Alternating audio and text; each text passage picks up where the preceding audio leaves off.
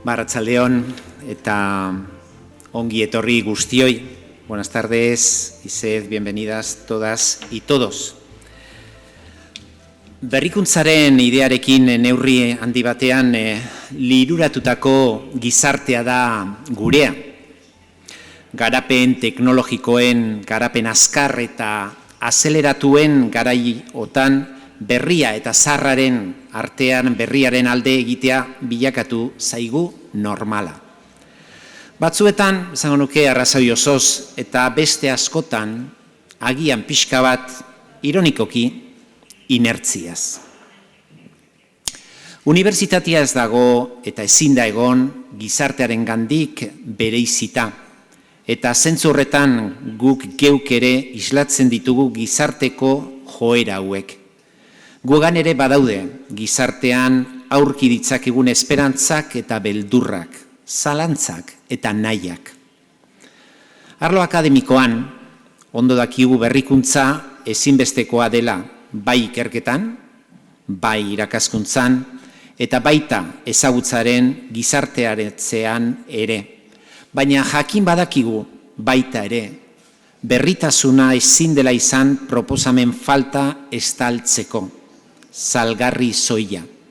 Azalak ezin duela ordezkatu mamia. Zentzu horretan, unibertsitateak hausnarketarako espazio eta denborak sortu eta eskaini behar ditu.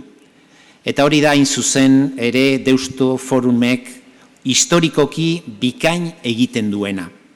Gure garaiaren auziei buruz pentsatzeko espazioak sortu eta eskaini. Gelditu eta argi luzea jarri ahal izateko aukera. Aditu eta arituen begirada ezberdinetatik. Gaur tradizioaz eta berrikuntzaz solastu nahi dugu. Bata bestearen ondoan jarrita, alboan ez bata bestearen gainean, dantzan, solasean, mugimentuan. Ez dago tradiziorik gabeko berrikuntzarik, tradizioari berritu gabe eustea posible ez den neurri berean. Izan ere, zer da berrikuntza tradiziorik gabe? Eta zer da tradizioa aurrekoen gandik jaso dugun berrikuntza sorta ez bada? Zer harreman dute hortaz aurreak eta atzeak, iraganak eta etorkizunak, saiatutakoak eta saiatu gabeak, jatorrizkoak eta errepikapenak elkarren artean. Galdera hauek ez dira, ez Deustuko Unibertsitateak bere kabuz pentsatu eta erantzun beharrekoak ez, eta Euskal Gizarteak bere kabuz pentsatu eta erantzun beharrekoak ere. Ez ditugu gaur, eta hemen agortuko solaserako eta hausnarketarako helduleku guztiak. Baina guk ere eta gurekin ere pentsatu eta erantzunak zirriborroratu nahi ditugu. Sinetsita gaude horretarako aitzakia eta aukera eskaintzen dizkigula kultura garaikideak eta espezifikoki euskal kultura garaikideak. Euskal Herriko doinu eta dantzek, jauziek eta errimek, erritmoek eta keinuek, gorputzek eta tresnek, ahotsek eta mugimenduek. Dantzan eta musikan ikusi dugu sarri errepresentatuta gure tradizioa eta konfiguratuta gure plaza, aldi berean gaurko eta atzoko oraingo eta biharko. Bai dantzak eta bai musikak mugimendu dute ardatz arte adierazpide bezala, eta gaurko saioan, dantzaren eta musikaren arloetan geldirik egonez diren bi sortzaile, bi egile, bi artistaren zuzeneko lekukotzaz gozatzeko aukera izango dugu. Berria zaharrez bihurtzeko lanean berritzen duten eta tradizioa iraganaren gelditutasunean gelditu ez dadin ikertzen duten izen propio bi, Jo Maia eta Nagore Etxabe. Solaskide eta moderatzaile, Xavier Landabidea doktorea izango dugu. Euskal Gaien Institutuko bikidea, Ikidea eta Gizarte eta Giza Zientzien Fakultateko irakaslea. Dantzari eta musikari bana ekarri dugu eta bitzaren bidez adierazi daitezen eskatu diegu gaur.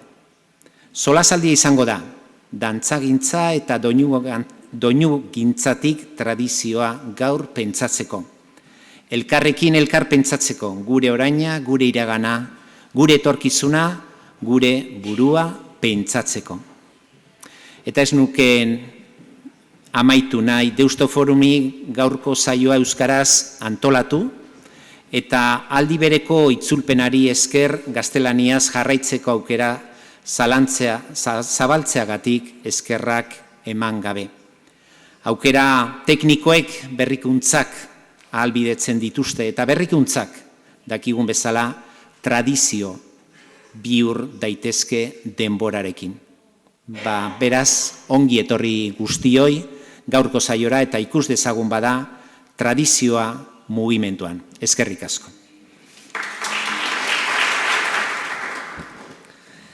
Mila esker, erretore jauna. Eta orain bai ongi etorri denoi, gaurko solasaldi honetara. Kontrolatuko zineten, tarte laburra daukagula aurretik elkarrekin egoteko. Laburregia, agian. Eta hortaz, gure gaurko solaskideen aurkezpen are laburrago bat egingo dut. Ez luzeagoa merezi ez duzuelako, baizik eta esateko daukazuena interesatzen zaigulako batez ere. Hoi bezala, galderarik baduzue, mesedez idatzi saioan zehar, eta maier galdera tarte bat zabalduko dugu, edo altxatu eskuak eta hitz egingo dugu elkarrekin. Jon, zurekin hasiko naiz. Jon Maia Kukai Dantza Konpainiako dantzari eta koreografoa da. Gaur ez da bere lanari buruz, inguru akademiko batean arituko den lehen edo azkenengo aldia, eta hartara bere biografiari, izlari, lanbidea ere gehitu geniezaioke behar bada dantzari izateaz gain. Euskal dantza tradizional eta garaikidea uztartzeko ahaleginak laburtzen ez naiz ahaleginduko. Baina aipatuko dut hori bai, txalaparta lana aurkeztu berri dutela, eta Bilboko Arriaga Antzokian izango dugula ikusgai noiz eta bihar bertan. Bizkorra bazabiltzate behar bada sarreraren bat geratzen da oraindik. Ongi etorri, Jon, eta mesedez aurkeztuen bideotxo bat.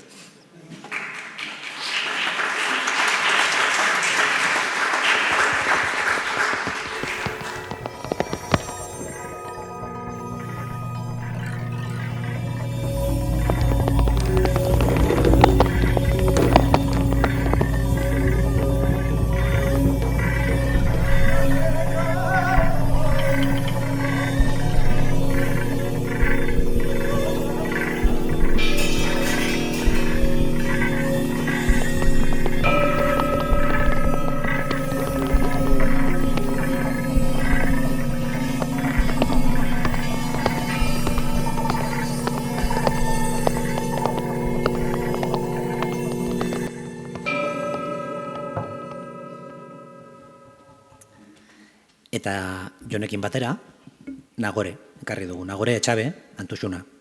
Musikaria, artista, zuzendaria, editorea, eta beste gauza asko ere bada. Banindu haien kantatzera proiektuan, folk teknologiko eta elektronikoaren eremu berriak harakatu eta esango nuke sortu ditu. Euskal kantu zaharrak modu eta molde berrietara ekarriz. Ez dakit, ez diolako galdetu, bere burua ikerlaritzat duen. Baina bazara, egiten duzuna, bada, ikerketa lana. Ongitorri, Nagore. Eta mesedez, bideotxo bat. Atzeria nire baita xodun plurala nirenan bakara.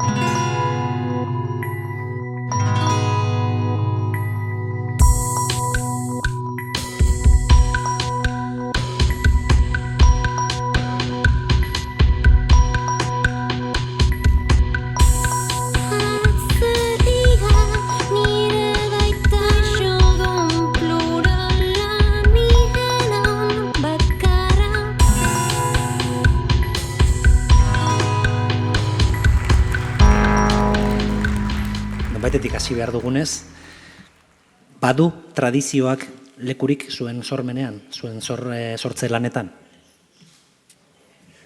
Bai, erabatekoa, esango nuke. Erabatekoa abia puntua dalako.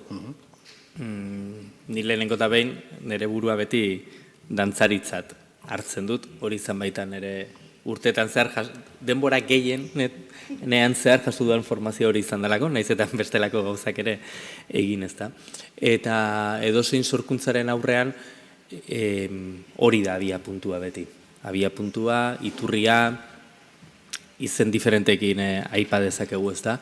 Eta gero hortikan aurrera, hasten da bide bat. Eta iturri hori, abia puntu hori gero batzuetan ikusi behar da ze geruzatan geratzen den, ez da? Edo ze batzuetan ikusgarriago, beste batzuetan geruza beko geruzaetan, baina oinarri bezala, baina zalantzari gabe abia puntu bat eta oinarri zete esango garrantzitsuena, zergatik anez. Eta gainera erabiluzu hitz bat beti, esan duzu. Bai, ze hortik pentsatuta abiatzen naiz. Eta gero hortikan abiatuta bidea batzutan luzea da, beste batzutan zehar bide asko ditu, bihurguneak ditu, mila gauza izan ditzake, baina abia puntua bai, azken finean nik elikatu izan naizen mundua eta formatu izan naizen mundua hori denez, burua hor daukat kokatuta. Eta gero hortikan aurrera bidea hasten da eta bidea anitza eta luzea izan daiteke, norabide oso diferentetan. Antzeko zerbait gertatzen zaizuna gore? Abia puntua da tradizioa behar bada?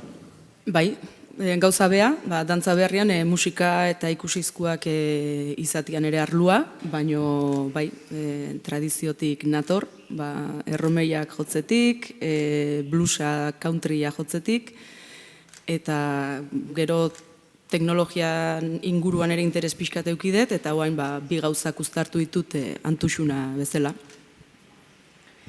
Eta abia puntua zer da? Aitzakia soila edo bada zuen lanean presente jarraitzen duen elementu bat, dimentsio bat? Nik uste barruan detela. Orduan nahi gabe beti horre ongo da tradizioakiko harreman hori, baino aitzaki bat ere bada. Egunen baten edo badibidez rock talde baten jotza baldin badet, hor ez dakat tradizioakin zer ikusirik eta berdin joko dut, egingo dut musikari lana, baino batzutan bai da aitzaki eta muin eta beste batzutan ez. Eta ifrentzuari buruz galetuko dizuet, inoiz bihurtzen da zama, muga, zerbait pisutxu? Ez dut uste tradizio mugarik daukanik, kontrakoa esango nuke, aukera bat da. Eta muga bezala hartzen baldin badugu, segurazki, iruditzen zait, geizki hariko ginatekela, ez da? Nik gehiago sentitzen dut aukera bat bezala. Nagorek zioen moduan, nik ere barnean daramat, eta nire ADN-aren parte bat da. Eta nire kasuan gaur egun egokitzen zait, lan pila bat egitea, tradiziotikan kanpo. Orain txesate baterako, Kataluniako antzerki nazionaletikan nator, Jane Austenen novela baten, oinarritutako antzeslan batean koreografo lan egitetik. A priori ez dauka euskal tradiziorekin inongo harremanik, baino badauka. Zen nik hortikan nik ateratzen ditudan ekarpenak eta nik proposatzen dudanak, badaukalako harremana, ez da. Orduan, niretzako, lehen honien moduan errepikatzen naiz, abia puntu bat da, eta aukera bat, nik ez dut hartzen aitzaki edo pose estetiko bat bezala, baizik eta hortik nator, ez dut ukatuko, eta elementu bat jartzen dut mai gainean, segurazki gero azalduko dana, ez da. Tradizio ez dut hartzen iraganeko kontu bat bezala, baizik eta elementu garaikide bat bezala. Kasu honetan, gure identitatetik, gure tradiziozko elementuetatik jasotako aberastasun bat, lengoaia bat, garaikidea dana. Eta garaikidea denean, garaikidea diren gainontzeko elementu, joera, eta barrekin, elkarbizi eta elkarrizketatzen den zerbait bezala sentitzen dut. Zuk Nagore? Ados. Horrela ez didazue jokorik ematen. Ze paria ekarri da zuena. Ez gera joko, uste nabaria dala, baina ez gera joko gaurko debatean gubiak.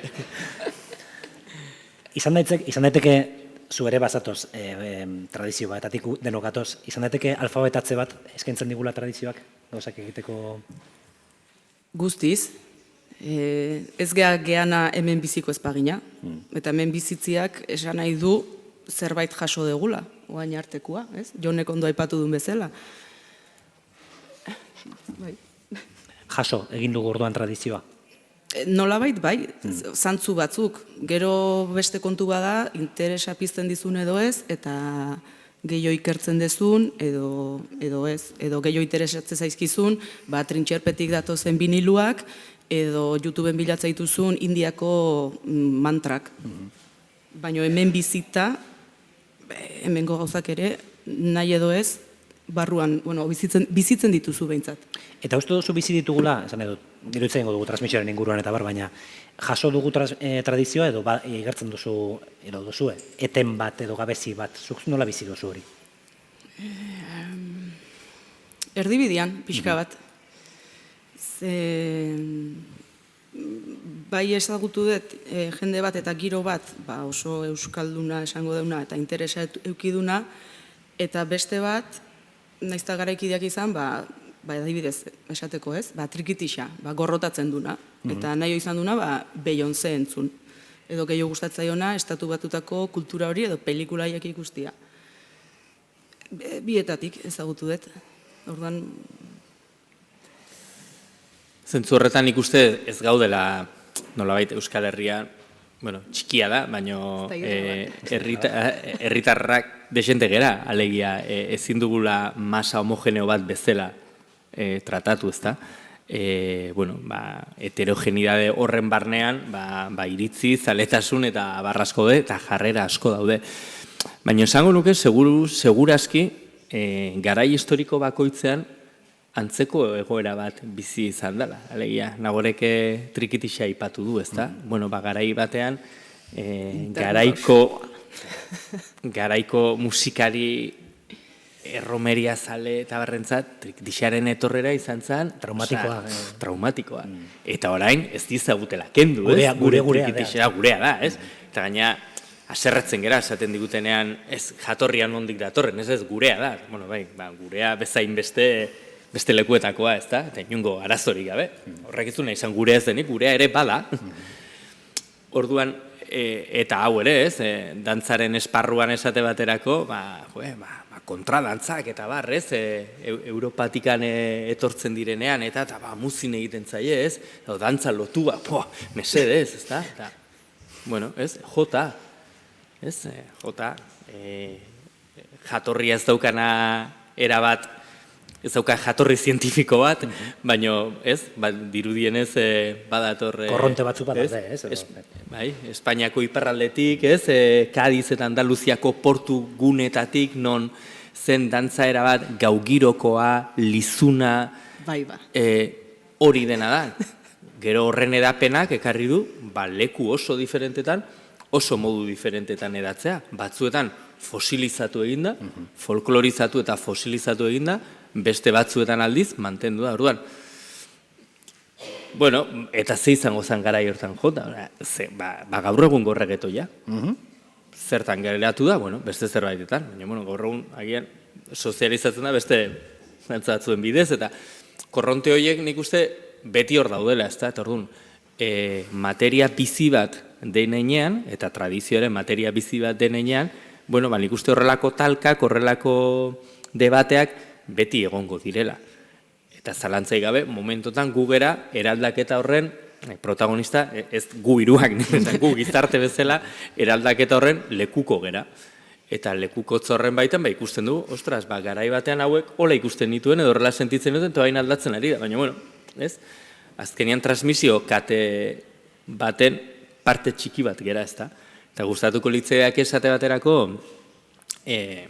maixu handi baten hitzak ekartzera, ez da? Fezela bertzen da, dantzari eta koreografo bartzelonarra, eta, Espainiako estatuan dantza garaikidearen nolabait aita, edo aitaetako bat, eta arekin lanean aritu ginenean beti esaten zuen, la danza es bastarda, ez? Eta leku guztietatik edaten du, eta erabat nahasia dago, jatorri diferente batetik, baina beti esaten zuen, baina tradizioa dantza guztien ama da. Eta nor sentitzen da hain boteretsu hainbeste ehundaka urtetako tradizio eta transmisio hori eta hainbeste jendek elikatu duen hori hobetzeko gaur egun, ez? Nor pentsatu gerala gaur egun, ez da?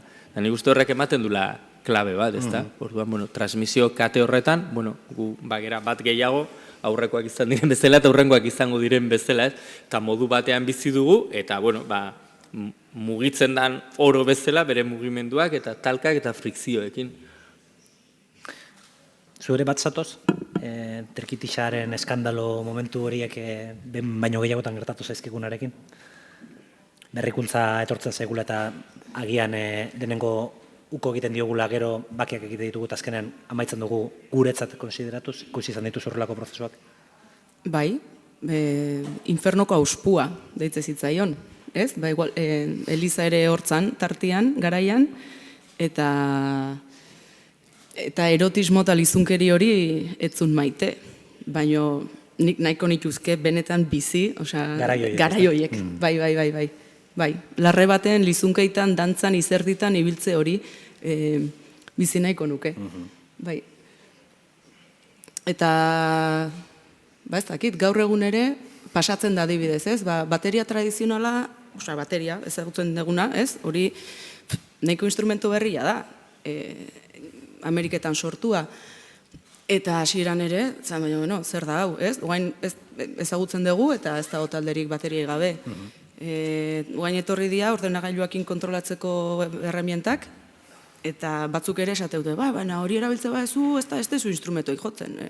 Nire uste barkatu dira, beste instrumento mota bat. Ez?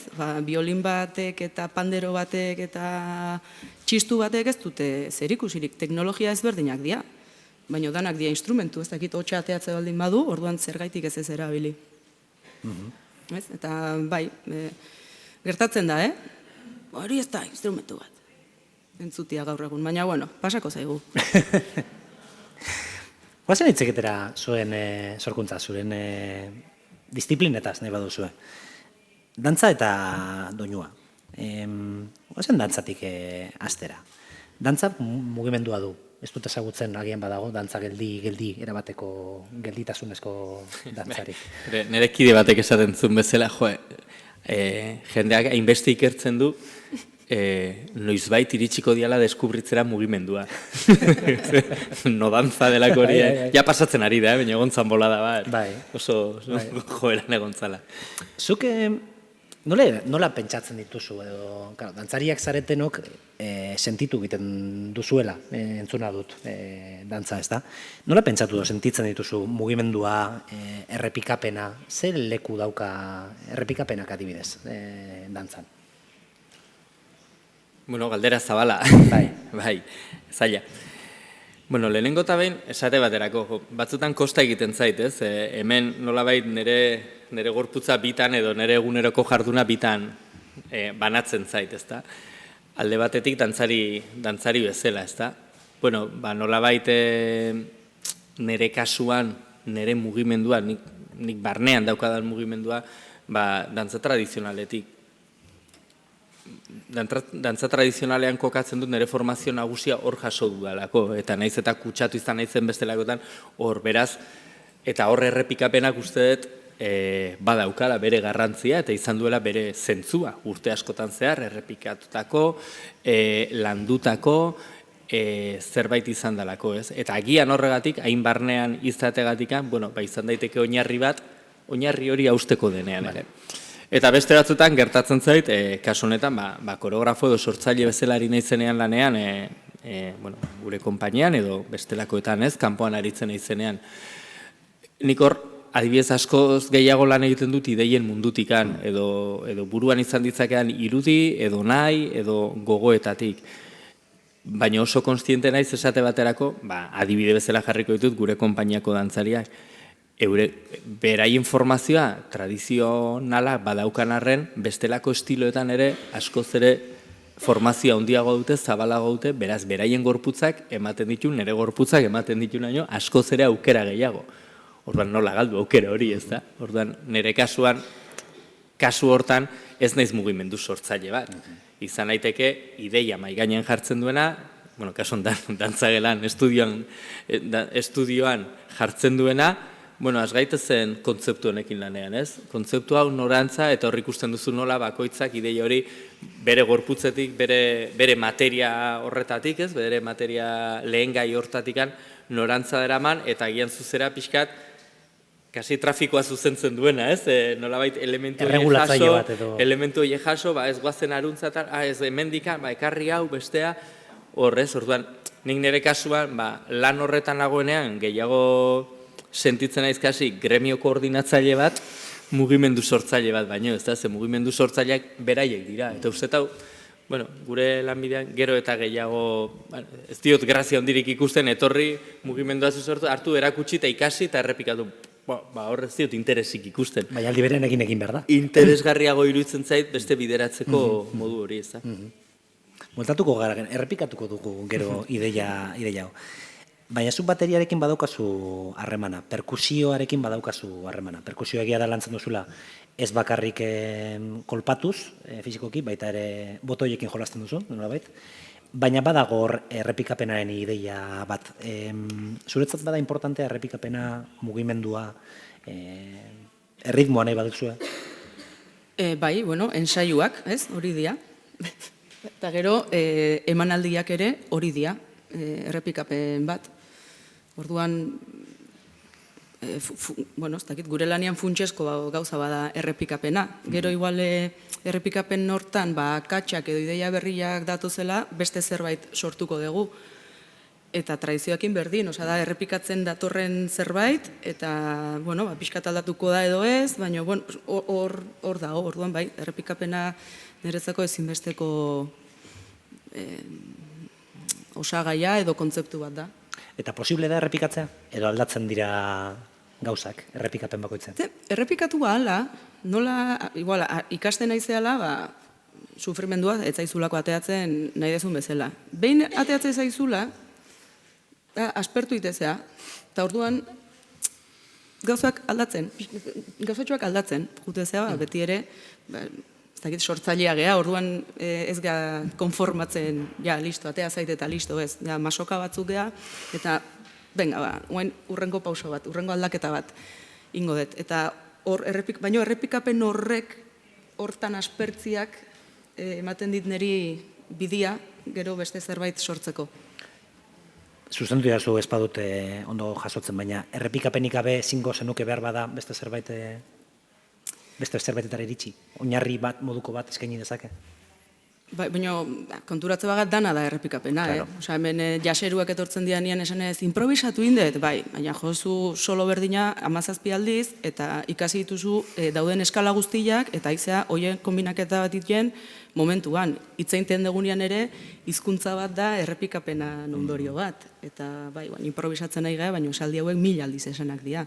Eta entzunak, eta saiatuak, eta, bai.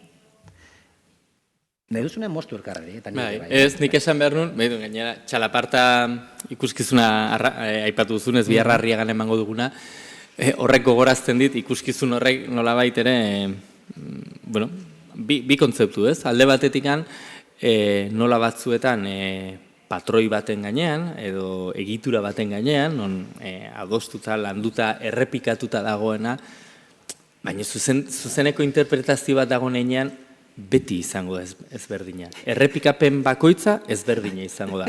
Ze aldiro da ezberdina, lekuak, faktoreak, nik berdina, egitura berdina errepikatu zaget hemen 10 aldiz, eta hor kanpoan, eta ezberdinak izango dira. Baina zuzeneko interpretazio bat dago nenean, ezta? Eta ikuskizun horren egiturak, hain justu ere badauka hori, ezta? Egitura bat dago, ziklikoa, errepikakorra gertatu lehikena, baina era berean, errepikapen bat gertatzen den bakoitzean ezberdina da, baina bizitzan bezalaxe. Gure etxetik lantokira edo okindegira berdintzait egunero egin dezakegun bidea, egunero da bera. Eta seguraski askotan jende berarekin gurutzatuko bera, baina aldiro ezberdina da, eta hor sartzen dira bestelako faktoreak, gure estado de ánimo deitzen dioguna, kanpo faktoreak, eta bar, gertatuko dira erritmo diferentetan, begirada diferenteekin, batzutan mugimendua diferentea, bueno, gauza hori guztia, orduan. Errepikapena da? Bai. Aldiro diferentea da? Baita ere. zentzuri positiboenean, ze badakit beti ez direla positiboak, istripuak gertatzen dira, errepikapenean ere, ezta? Eta istripuak ere aukerak dira. Bai. Askotan. Istripuak, ezustekoak, eta zenbatetan, pentsatzen dut laboreri ere gertatuko zitzaiola, ez? Hortza eta, hori, ez? Eta da istripu batetik, utxune batetik, atxo bat, nik uste gizakiok ere behar dugula, ez da? Azkenian, segurazki denok daukagu estandarizaziorako joera bat. Estandarizaziako joera hortan, nolabait, bazoaz, mugatzen baino, hor geratzen, eta olako istripu baten aurrean, erreakzionatu behar horrek, eramaten zaitu beste bideo batetik, esnatzen zaitu, baino gainera esnatze ez oso arrazional batean, baizik eta erabat intuiziotikan eta impulsotikan, eta horrek eramaten zaitu ere beste aukera posible batzuetara.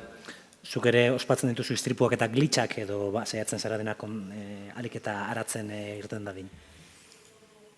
Programatzen detenian, nola naizen informatikaria, baina ordenagailuekin ari naizen, saiatzen naiz dana uzten arazorik emango ez diten eremu baten.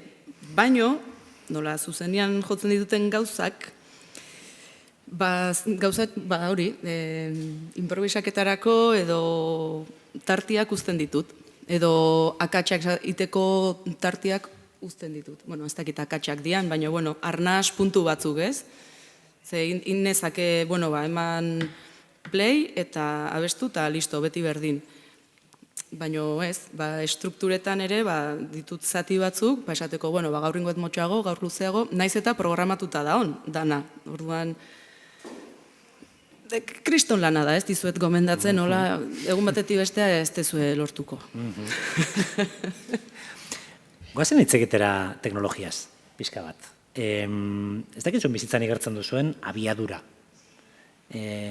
Badago erritmo, ez dakit berria den edo zaharra den, baina badago erritmo bat. Azelerazio bat badago. Zuek zer eman daukazue, abiadurarekin, azelerazioarekin? Saiatzen zarete zuen lanean frenatzen, saiatzen zarete beste azelerazio batzu bilatzen, eroso sentitzen zarete abiadura biziarekin? Nahi diozuen lekutik helduta? Ez dakagu bizitza normal bat, estandar bat, artistok, nik uste. Orduan gure zikloak eta erritmoak ezberdina dira. Badazkagu denbora batzuk nun lasaiagoa dian, eta gero aste baldin badian saio eta kontzertuak eta bar, horria beste frenesi bat da, eta zati bakoitzak iraundezake X, ez da hilabete dakat oporretako beti abuztuan eta jazta. Astero ezberdina da, urtero ezberdina da, orduan kontuan hartu da niko gizarteakiko aldrebe xamar bizi gehala, nik uste tamaina hartzen diotela nire antolakuntzari. Baina, jakinik hori, daudela zati ezberdinak eta askotan nahi ez dezunean, adibidez, ez dago kontzertuik. Eta noiz arte. Eta eskertuko zenuke erregulartasun bat? Jakitean eguaren ostean udaberri datorrela eta noiz gutxi gara bera? Faktura patzeko bai. Hori bai. Fakturak ere gure ritmoan arabera ordaintzeko eukiko bagenu, igual, ez, baina momentu honetan, bai. Alde hortati bakarrik, gainontzian ziklo aldrebes hauetan gustora bizi naiz. Eta zuek, Jon? Nik esango nuke batzuetan sentitzen dut bi abiadatan bizi naizela, ez? Bi abiada oso diferentetan, eta batzuetan bi muturretan. Alde batetik, aitortu berdet, zurrunbilo batean bizi naizela, eta ez ni berezia naizelako, eta bizi gerala, ez? Egunerokotasunaren zurrunbilo horretan, ez da? Bizitza pertsonal eta profesionala uztartzeko zera horretan, bizitza profesionalan ere egia da gaur egun frente mordo eta oso diferentetan ari zerala aldi berean, momentu enten batzutan galdetzen dizutenean, eta zertan zabiltza orain, kontatuko ikusten dan kapa bakarrik antze, bestela ematen du, kasik ezurretan aizela ere, edo erotuta zaudela. Baina, momentu enten, ari zea, segurazki gaur hemen, bihar Arriaga baino lehen goizean, igual hemendik 3-4 urteak gauzatuko den proiektu baten bileran, baina eraberan arratsalegoaren elkarrizketa, eta gero tal, eta eguneko sute bat isten, eta gauza superestrategiko bat pentsatzen hemendik 5 urtetako. Bueno, bai, eta ia zurrunbilo horretan, leheno beti pentsatzen nuen, eta zemuz, kristo, oain piko bat, lagun bat esate dian bezala, zure pikoa ja meseta da, ez? Bueno, ez da, oitu itentzea, ikasiten duzu, bai, egia da, hasieran ustezun hola dara, bueno, segurazki lanbidearekin eta dinamikarekin dator, eta badakizu horrelako makinaria bat martxan mantentzeko, elikatu egin berdezula etengabe, eta elikatzen duen horrek, erantzun bat dauka, beraz, ondoren zuk elikatutako horri erantzun inberdiozula. Orduan, bueno, nahi momentu ondan konstien daiz, bueno, pues hola da. Kampamentu egin duzu gailurrean, hor bizizara. Eta, bueno, ez naiz deser oso sentitzen, hau da, bada zerbait, bueno, gaina bizia da eta ematen dizu, erritmo horrek ematen dizu. Eta gero, bestetik batzutan, nire buruari entzuten diot, eta ja, estenatokian edo dantzagelan sartzen zarean, hor, nolabait, zu izan zaitezke erritmo horren jabe. Eta bai, dudigabe erritmoekin egiten dugu lan, baina batzuetan ez, segun ze montajetan lanean ari zanean, edo egokitu izan zait, gure montajetan barneratu irrizatea, edo orkesta bat, edo abes batzak, edo, ez? Eta hor zatezu, bueno, oain mundua ate horretan hasten da, baina hemen gure mundua da, beraz, horrez hartzen duzu zure tempoa, eta askotan, motel, tal, eta batzutan esate, ostras, eskerrak ez nauten hau izautzen, justo da, ate hortatik kanpo egiten dudan kontrako, baina batzutan horregatik, hau da gure eremua, goazen asmatzea, espazio honetan ze abiadan eta ze denboratan doan. Mundu bat non begirada batek, keinu bakar batek, izugarrizko zentzua hartu dezaken, eta horrek berak beste kodigo bat sortzen duzu, beste erritmo bat, beste kodigo bat, beste sentitze bat, eta horregatik, bueno, batzuetan bizitza errealean abiadura batean zoaz, baina gero badaukazu nolabait, estenatokiak edo gure estudioak ematen dizun botere hori hor beste bat ezarri dezakezula, ez da? Izan daiteke aterpe bat ikuskizuna, grabazioa, nolabaiteko, zuk esan duzun, ezta? Gure erritmoaren jabe izatearen sentsazio hori. Hartzen duzue aterpe, zuen denbora bat ere ikitzeko? Proiektuen arabera. Adibidez, Antuxuna bezala, nola ni bakarrik naizen, hain naiziten aldeten enean, aldeten erritmoakin, eta, bueno, ez taldetan dauden dinamikekin. Bueno, gero hor talde bakoitza ere mundu bada. Danak musikariak izan edo ez, lan paraleluak eduki edo ez, familiak eduki edo ez. Baina, kontzertua hasten den momentuan, zu sentitzen zara zure denboraren jabe, zure ritmoaren... Bai, kontzertua, emanaldiak mundu paralelo bat dira. Hasteko fisikoki ere banatuak gaude espazio paralelo batean. Orduan, esaten dugu, bueno, gu izango gazuzendari, ez? Gu antolatuko dugu hau. Gero gezurra da, kontzertu bat baino gehiago baldin badaude, ordutegia errespetatu behar duzu. Baina, bueno, zure ordu hori, nahi dezun bezala antolatu dezakezu. Bai. Lan egiten duz, bai. Nik hor zaman, izugarrizko aldea sumatzen dudala,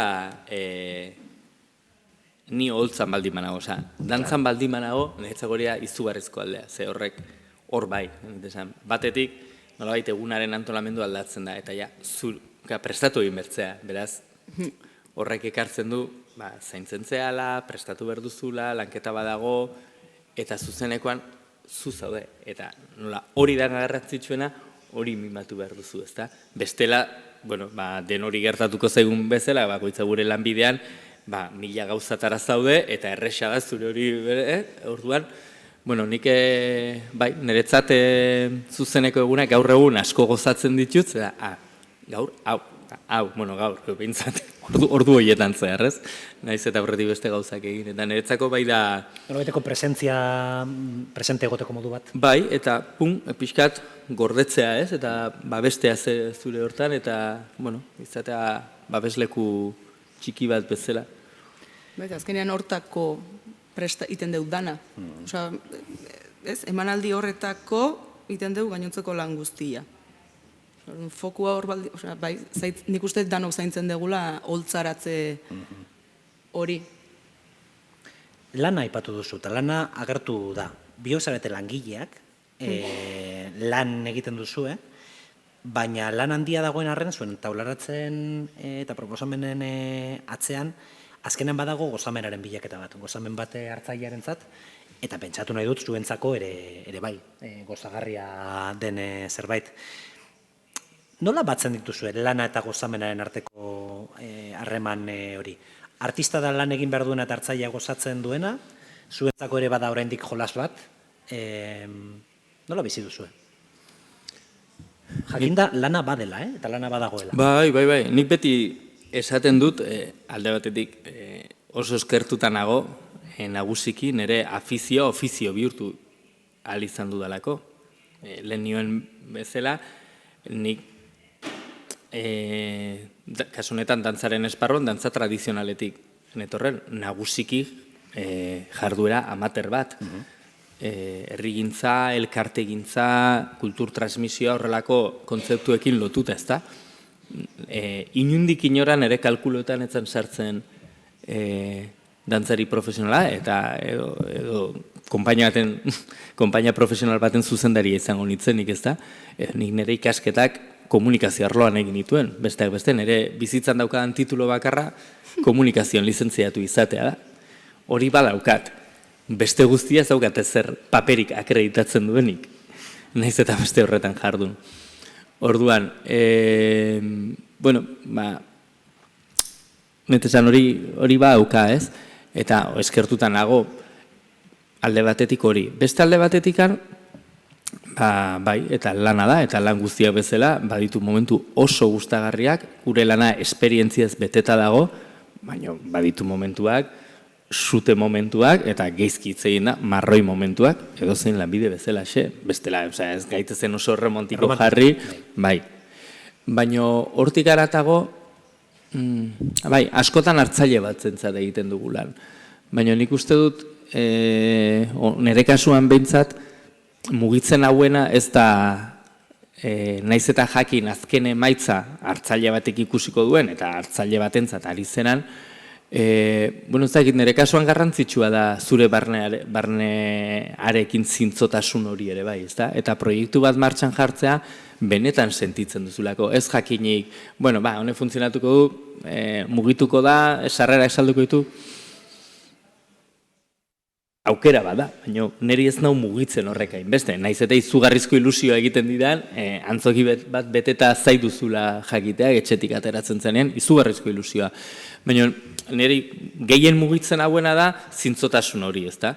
Zintzotasun hori, barneak eskatzen dizun hori egiten ari zehala. Eta gero beste gauza bat garbi dago. Zu oso barne eta ideia bat defenditzen duzunean, eta zu gozatzen ari zeanean, eta ideia bat transmititzeko dena jartzen duzunean, hori iritsi egiten da. Gustatu altzaizu edo ez, hori beste gauza bada, baina usteet igerri egiten dela eta iritsi egiten dela. Eta horren, beti zintzotasun horren aldekoa naiz, gauzak benetan egitearen aldekoa, eta benetakotasun hortatikan gauzek zentzu hartzen dutela, uste dut. Zure kaso nostra nahiago duzu beti enkargo errepikakor eta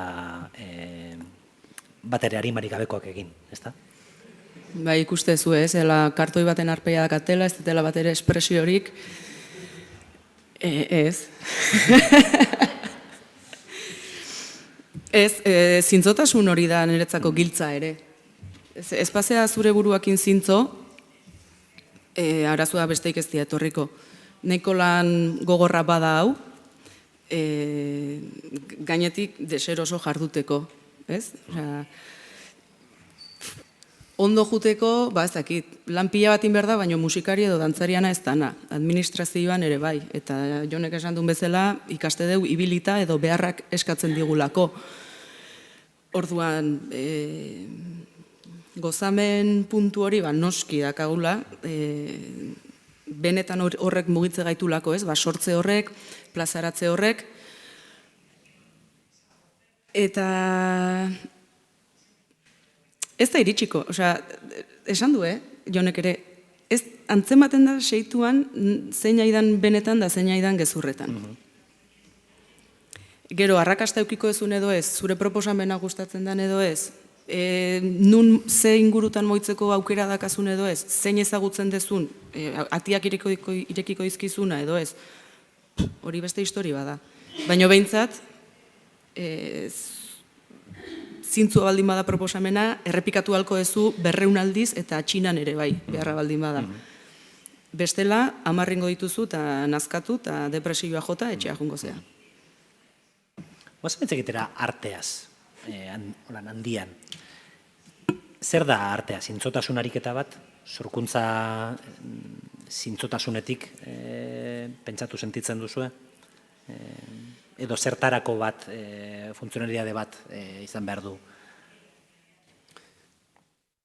Nahi edo ez beti edukiko du funtzio bat. Medizinala, intelektuala, ikerketako bide, nahi izan ezkio bilatuko diozu funtzioren bat.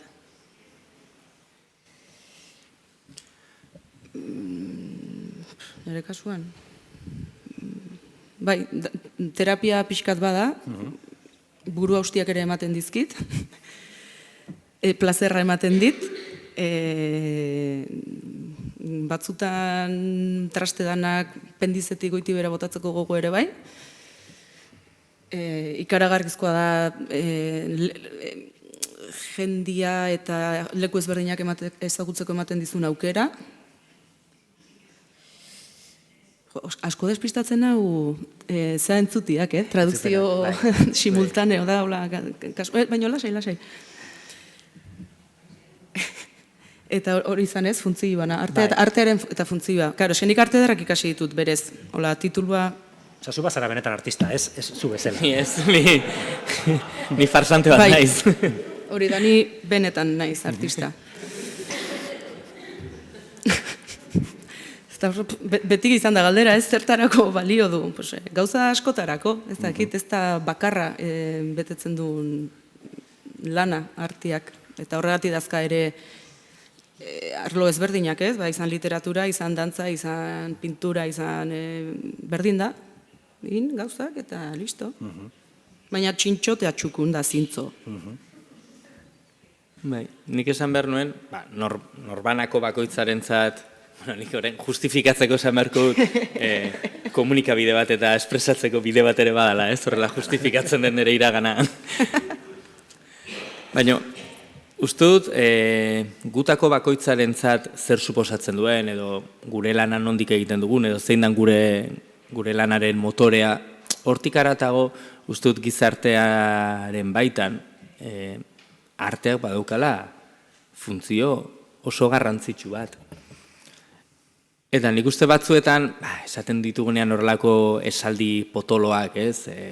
Artea eraldatzailea da, artearen funtzio soziala, ez komunitate bat bertebratzeko daukan gaitasuna, abstraktuak diren kontzeptuak, batzuetan iruditzen zaizkigu urrunak edo, baina nik uste adibide praktikoetara joaten geranean, benetan dala, oso agerikoa dala hori gainera, ez da?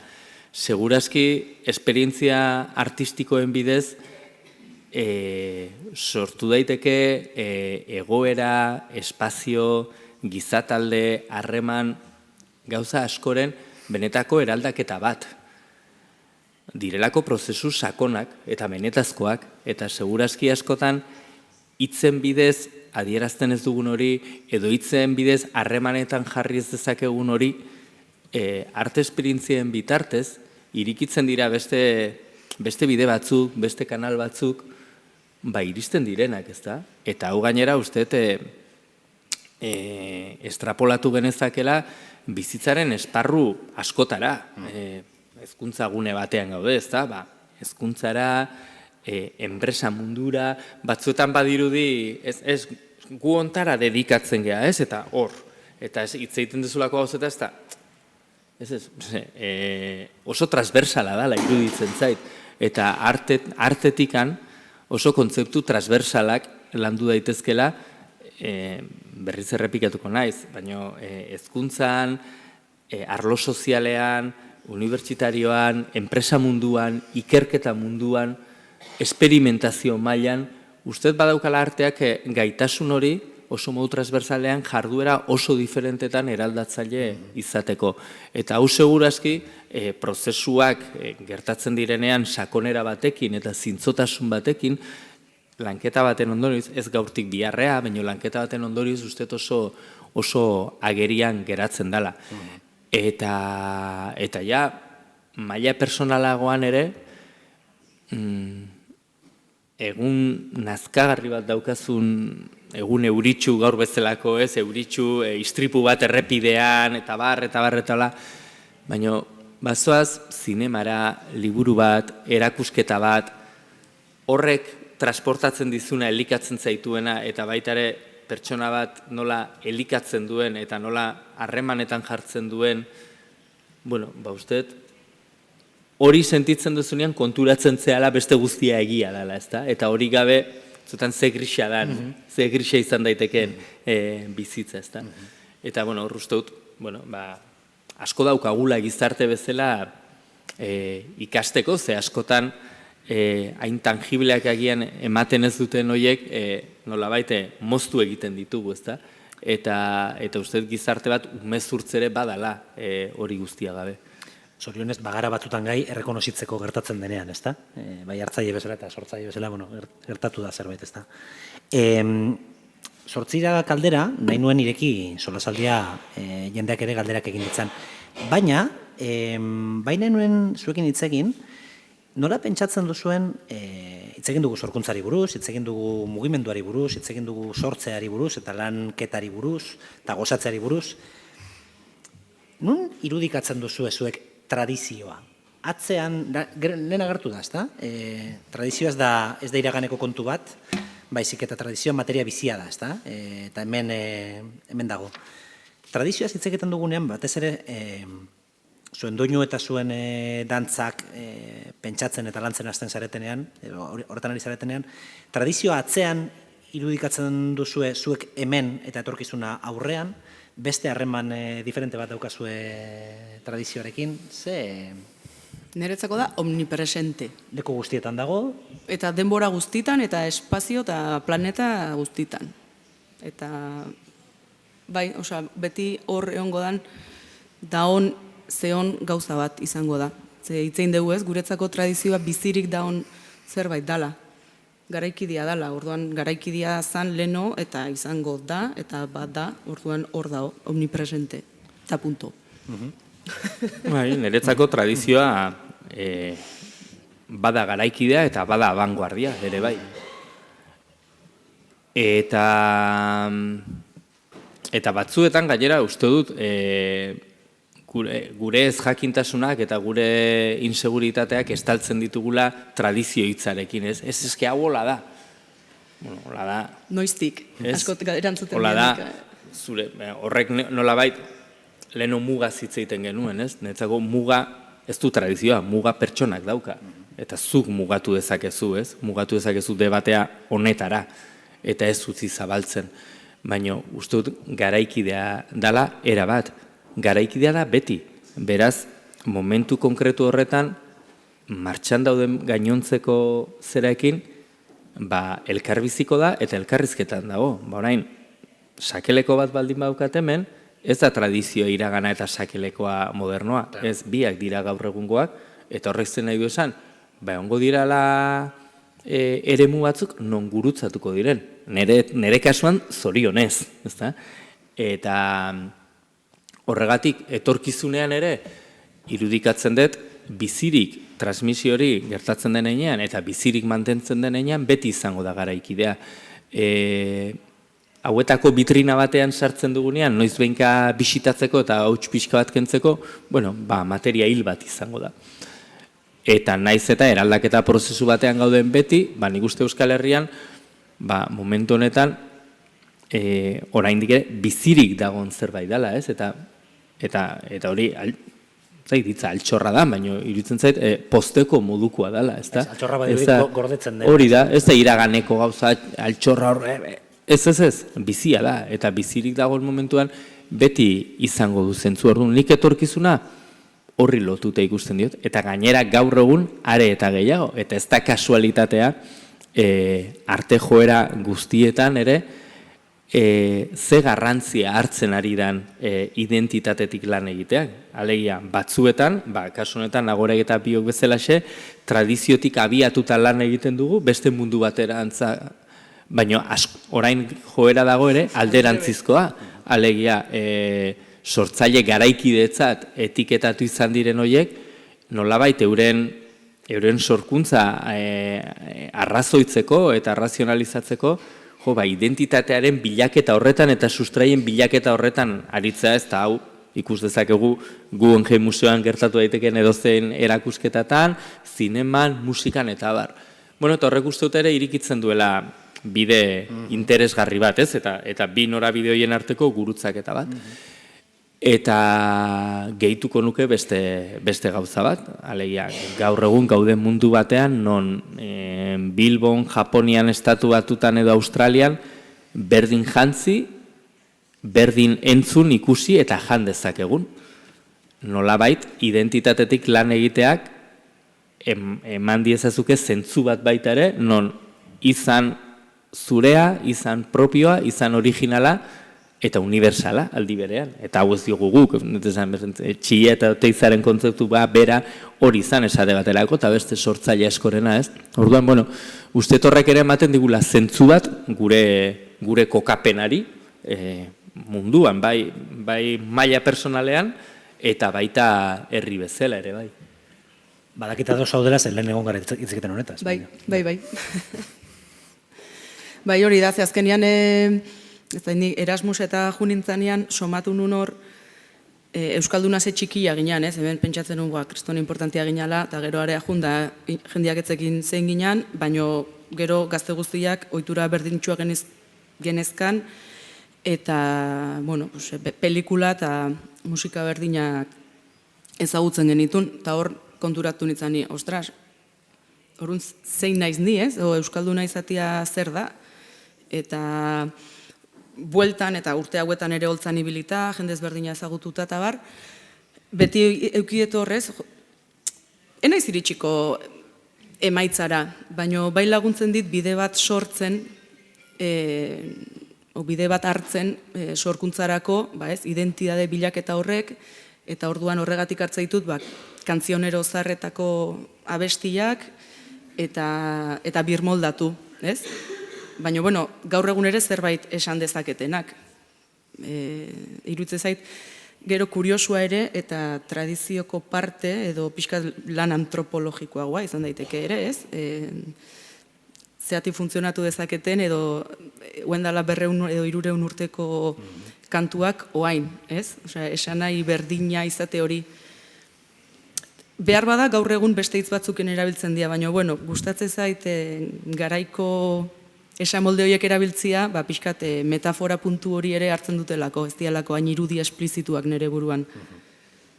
Bukolizatu gabe, kontuz. Gezurra da baserria eta behiak eta abarkak eta hori gezurra da. Zuen baimenarekin, ez digu astirik emango denak komentatzeko. Eskerrik asko gaderen gaitik, bide batez. Nagorerentzat. Zergatik bateria? Zer zeukan musika tresna honek zuretzat txikitan? Enintzan txikitan hasi, gaina. Nera bezaruan hasi nintzen, ondo burrukatuta, nire aurrenengo instrumentua izan zen akordeoia. Eta kostatu zitzaidan sartzia ze etzan neskentzako instrumentu bat. Eta ondo burrukatuta, baina bueno, azkenean hasi nintzen jotzen, eta gaur egun posten hau erreferente bat izatiak, eta neskatxiki gehiago apuntatzia musika eskolara ni holtzan ikusita gero. Gertatu zait, eta bueno, kontatu ezaket arro. Bai, bada, arro gotekoa? Bai, beste instrumenta bat gehiago da, ez dakit. Baina bueno, larru jotze hori, eharra da. Zuri kargorik hartu dizuten inoiz gizona izan da dantzan sartzagaitik? Ez, zorionez ez dut, eta hemen maigainan jarriko dut beste kontutxo bat, ez? Ustezko gaur egungo gizarte moderno aurrerakoi eta zera honetan, egia da nik nire entornoan eta ezberdina da, dantza tradizionalean ez zitu naizelako, eta beti mutila zingurutu, eta lagun arte oso honean izan naiz, dantza klasikoa egin nuen garaian hor, ja, asko zero gutxiago ginen, oso erabat minoria ginen, baina nire entornoan beti, inoiz ez dut zereik izan. Baina, ni dantza 6 urterekin hasi nintzen, beraz, orain dela 40 urte. Eta 40 urte beranduago, gaur egun dantzan hasten direnak, alegia, gure belaunaldikoen seme-alabak, bai, sumatzen dute. Beraz, zerbait oso geizki egiten ari gera gizarte honetan, ez zitzaile geran guztiak, hau da, hezkuntzan, gurasoak, denak. Ze 40 urte beranduago, ustezko berdintasuna ezartzen dugun gizarte makillajez beteriko honetan, eta kanpaina mediatikoz beteta, errealitatea hori da. Beraz, uste dut, berdintasunaren alde lan egiten dugunean, berdintasunaren alde benetan egin behar dugula lana, eta ez makillajezko edo kosmetikazko berdintasun batean, ez? Bada elementu bat asko kezkatzen nahuena. Eta beste gai bat, kasu honetan berdintasunarekin lotuta ere bai, ez? Nola, eta oso fenomeno bereziari da gertatzen emakumezko kirolarekin, ez da? Nik uste gaur egun berdintasuna lotzen dugu, baina lotzen dugu batez ere gizonezkoek arrakasta lortu duten eremu horiekin. Alegia, gaur egun bultzatzen dugu emakumezkoen kirola arrakasta gune bezala. Gizonezkoen arrakasta gune bat zen horretan, ez? Hori da gure arrakastaren paradigma. Eta esate bateako, gaur egun iruditzen zait, hemendik 25 urtea, benetan diot, ez dakit arte disiplinaren batean, gizonezkoren bat egongo da. Retiratzen ari dira. Gero eta gehiago, eta belauraldiak aurrera dijoazten enean, dantzan bai, ez dakit zergatik oraindik, beti oso feminizatutako jarduera bat izan da. Objetiboki ez naiz kapaza hortan 40 urte daramatzan arren ere jakiteko, ze erabat zentzugabea iruditzen zait, eta baino oro har, idazle, bertsolari, musikari, kuriosoa da, analizatzekoa da, nola gizarte bezala ezkeran asmatzen ari, eta unibertsitatean bertan ere esango nuke, oraindik ere, jakin nahiko nuke ingenieritza eskolatan zenbat emakume daude, eta zenbat gizonezko erizaintzakotan, esate baterako. Zenbat urte beranduago. Adibidez, musika eskolatan neskak gehiago dira, baina gero holtzetan gizonezkoa gehiago. Bai, du dira, eta hau... Eta orduan esatezu zer gertatzen da neska horiekin. Animatu, kontxo! Ez animatu bakar, baizik eta txian ez, kale harten. Arrakastaguneetan, oraindikan, ez? Eta lehengoan emakumezko, oso gertuko emakumezko batek, esaten zidan, kuriosoa da, ez? Oinarrian, beti emakumezko gehiago daude. Baina elitean, gizona, zer gertatzen da, gizonak, elitean, bai, sentitzen zerate. Baina oinarrian ez, oinarrian egoteko ez. Gizonak behar du arrakasta gune hori, ez? Mutur hortan ez denean, orduan diluitzen da. Horren atzenak egiten dugu. Beste adibide garbi bat, zer gaizki dijoanarena. Egingo dizuet galdera zail bat, eta komplikatuko du bigarren galdera batekin. Zer da zuentzat euskal kultura? Eta bigarren galdera da. Euskal dantza eta euskal musika egiten duzuela esango zenukete? Bigarrenetik hasiko naiz, erresago egiten zaidalako. Nabarmen bai. Baina ez apellido horren, euskal apellidoaren beharra daukadalako bereziki, baina bai, zehera bat hemen egiten dugu, bi euskeraz egiten dugu, eta norbait esan dut, baina mugitzen zeatenean ez dute, bai, baina euskera eta euskeraren eremutik abiatuta, guk leiho horretatik begiratzen dugu munduari, bai, gure mugimendutan ere bai, eta kasu honetan, Euskal Herria, euskararen herria deitu nahi diogun lurralde honetan, mendez mende jasotako elementu batzuetan oinarrituta sortzen dugulako. Eta ez dut lokalismo bezala esaten, lehen odiodan bezala, da hain hemengoa, hain unibertsala, baina uste dut baietz. Hori batetik, eta horrekin ustut pixka bat esplikatu duela zer dan euskal kultura, hain definizio zail hori, eta milaka urtetako debatea eduki dezakeguna. Baina kasu honetan, askotan esan izan da euskal kultura, Euskal Herrian egiten den kultura oro, bueno, nire ustez gaur egun ez, lehenengo eta behin da, euskeraz egiten den oro, ez daukat inungo zalantzarei. Baina gaur egun egon zaitezke euskeraz sortzen Afrikan, eta euskal kultura da, nire ustez. Hori bat, eta bestetik, nik uste lurralde honek eta identitate honek baditula bai balio batzuk eta ezaugarri batzuk, hoietan oinarrituta egiten den sorkuntza oro, edo arte espresio oro, edo gizartearen espresio kolektibo oro. Uste hori badala euskal kultura. Eta ez diot modu baztertzaile batean esaten, ez dakit, jarri ditzazken 1000 adibide, baino pop, inglesez kantatzen duen pop talde bat hemen euskal kultura da, esango nuke Euskal Herrian egindako kultura dela. Euskal kultura izan daiteke, baino hori niretzako euskal kulturaren lehenengo geruza da soilik euskeraz edo soilik hemen Euskal Herritik abiatuta egin leiken hori. Bestea ere bada, baina nolabait uste dut lehentasunezko kriterioietan hori barneratuko nuke. Eta esaldi batekin labur-laburrez, guk sorkuntza bat egiten dugunean, hasteko beti lehenengo egunean, beti esaldi bera errepikatzen diot lantaldeari. Eta munduan daude milioika dantza konpainia. Eta milioikoetako gehienak gu mino biak. Hori bai, guk egiten duguna, gu bakarrik egin dezakegu. Eta uste dut, horrek zer du, jazta, gurea gauza hon eta txarrekin, baina gurea ez. Eta ez gauza baztertzaile bezala, baizik eta, hori da gure guk maigainan, guk proposatzen duguna, ez da. Ana, hori, bota bat, gezurretan behintzat, eulaz gaudea dozu. Ez, egia da, nire Antuxuna proiektua ere, pixkat, zer da euskal kultura, zer da euskaldun izatea, galdera horiei erantzuna bilatzeko modu bat dala.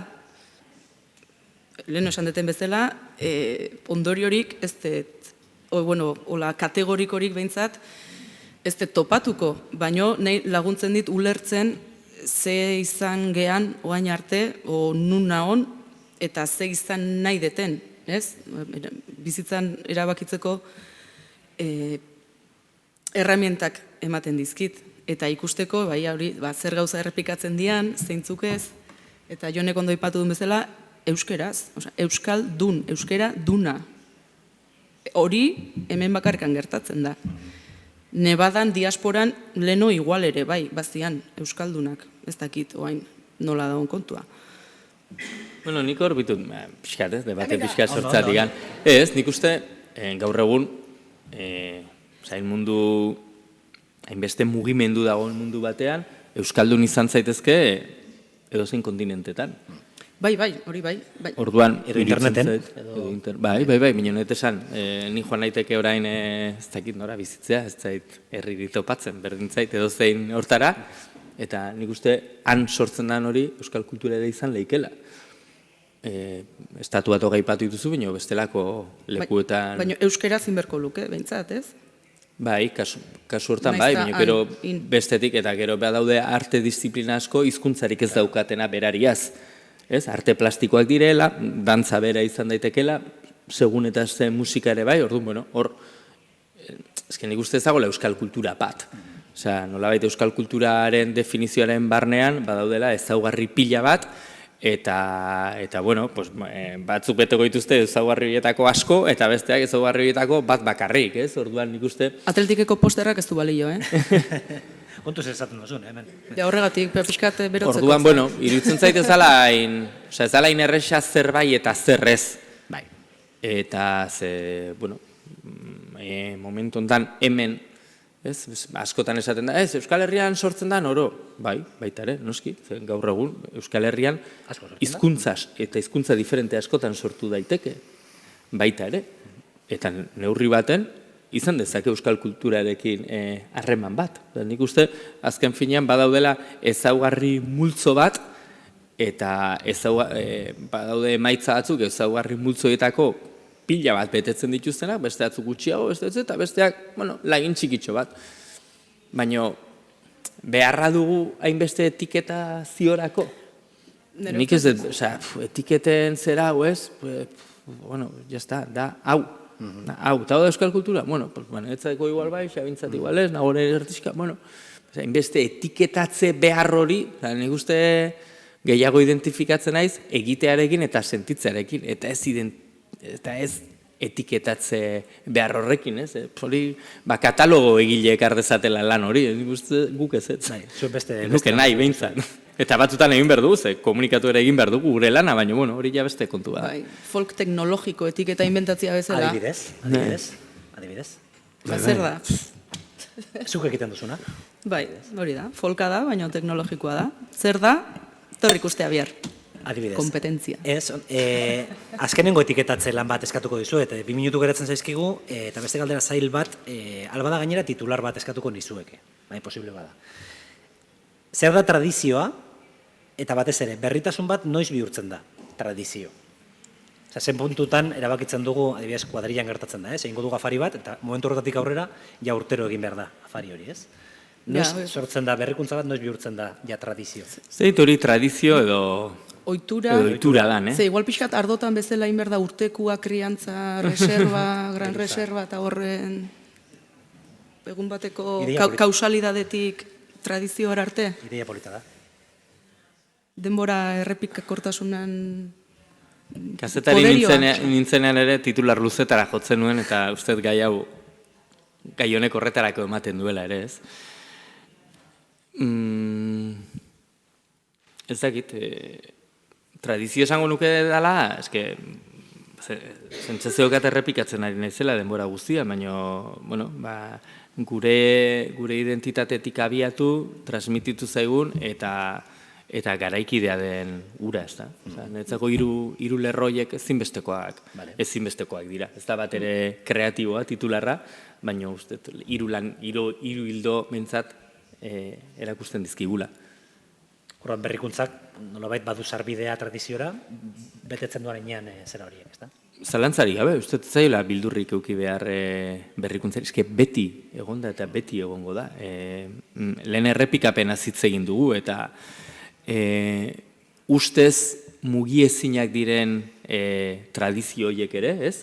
Eta izendatu itzazkegu, segurazki denoi etortzen ari zaizkigu burura momentu honetan, mugiezinak ematen duten espresio horiek ere, zuk hartzen baituzu azkeneko 50 urteko bideoak batetik bestera, eta urte batetik bestera agian ez gera konturatuko, baina zuk hartu bain dela 50 urtekoa eta gaur egungoa, eta izugarrizko aldaketak egongo ziren, naiz eta esan, ez berdin egiten du. Pentsa, kasu horretan ere, eta bestelako gauzatan, zer esanik ez, ez dakit, askotan Euskal Herrian eredutzat daukagun jarduera bat aipatuko dut, ez musika eta ez dantza ez aipatzarren, bertsolaritza esate baterako, ez da. Bueno, pues, zer ikusi izango du ni Xenpelarren herrikoa naizenez, Xenpelarrek San Tomas egunen edo azoka egun baten bere herrian egingo zuen bertsoa, eta Maialen Lujanbio 12.000 lagunen aurrean beken egingo zuen hartaz. Xenpelar gaxuak ulertu ere luke egingo, bertso hori segurazki gaur egun. Hobea, okerragoa? Ez, baina uste dut garai bati erantzuten diola. Eta horrek ez du nahi esan garaiari erantzute, horrek ez du esan nahi aurrekoa estali, aldatu, niri askotan esan zaitez, zuek etorri zate aldatzera, ekarri, aldatzera, ez bat ere, kontrakoa. Guk edaten dugu, eta ari hori transmititu da dila, jarrai dezala, ze transmititzen den enean eta indartsu den enean, izango da lurzoru oso interesgarri bat, garaian pasatzen gean horiek hortikan edateko, eta gure saiakera propioa gure emaitzak emateko. Asmatu ezakegu edo ez, edo gustatu alda edo ez, baina ez besterik, baina ari horre jarraitu behar du. Ari hori eteten bada eta lehenioen bezala vitrina batean gordetzegunean, sakabo.